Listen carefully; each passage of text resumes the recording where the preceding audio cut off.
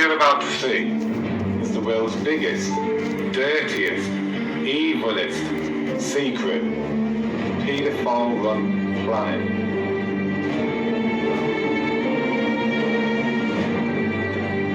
Without question, the biggest political scandal Britain has ever faced will be exposed tonight.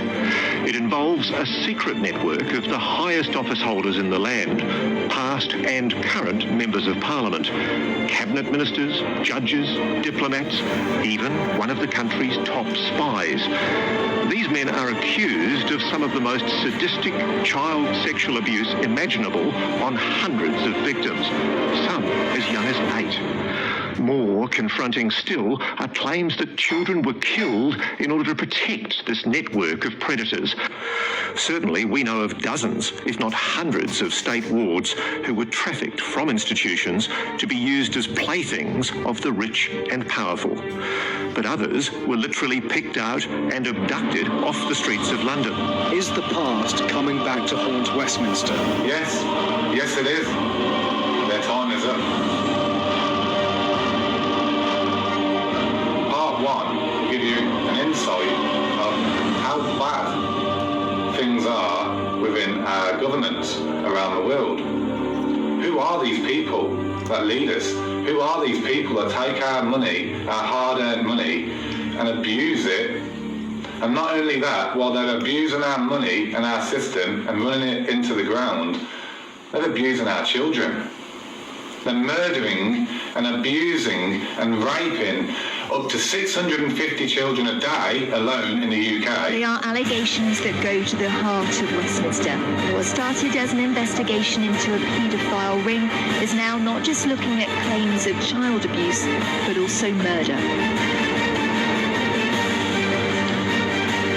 Undoubtedly, there's going to be injustice in the system, as there is in any system. Allegations of abuse in the 70s and 80s. Allegations a dossier was destroyed.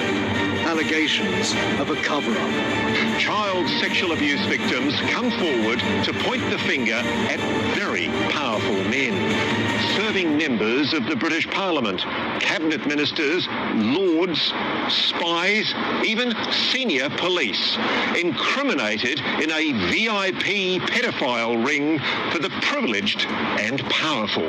Detectives are investigating 3 possible murders. They believe there was widespread abuse of young boys at places across London. Yes, it is true. Parliament is built up of paedophiles and paedophile protectors.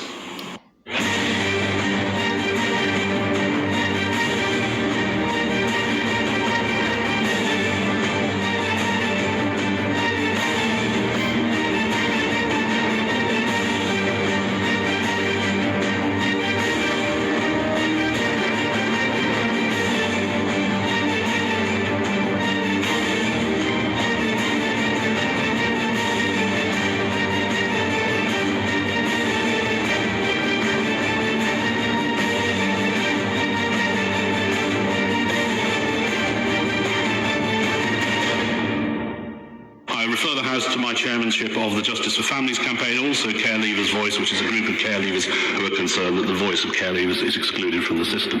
Empty every single time it's about child abuse. Every time. Relation to releasing names of individuals accused of abuse or speculated to be involved in abuse, who have not been subject to a police investigation, have not been convicted of a criminal offence, and or whose name is not in the public domain in the context of child abuse, whether establishment figures or not. She argued that to do so would be, and I quote, unfair in 2 respects and unwise in a 3rd. We are talking about dark and shameful events that are a stain on our nation. These were children in the care of the state because they were vulnerable and the state let them down. That is why our first thought will always be with the victims, supporting them and bringing perpetrators to justice. Waterhouse's final report, Lost in Care, published in 2000, concluded that widespread sexual abuse of boys occurred in children's residential establishments. The extent of the abuse revealed by the Waterhouse inquiry was staggering. It It found evidence of widespread and persistent physical and sexual abuse, including multiple rapes carried out against young boys and girls. This abuse was allowed to take place over many years, sometimes decades, in the very homes where vulnerable children should have felt safe. The scale of the abuse is shocking. What is also shocking is that many of the inquiries into this abuse have encountered a reluctance to cooperate with them and a refusal to publish their conclusions. In short, cover-ups and missed opportunities. Who couldn't give evidence to the new report because they've lost their lives.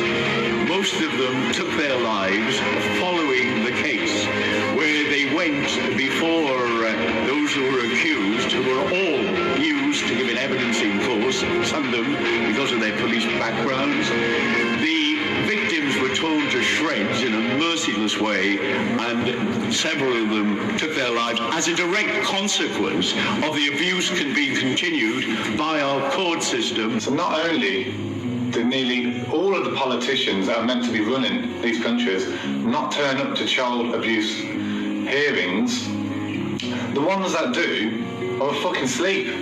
I was rather doubtful about when it came before the House originally. I was a supporter of the Treaty of Lisbon, and I voted against my own party with the then government quite frequently throughout those proceedings, and because I thought the treaty was highly desirable. I'm glad to say when we came to power we showed not the slightest sign of wishing to undo any of it. But the Charter of Fundamental...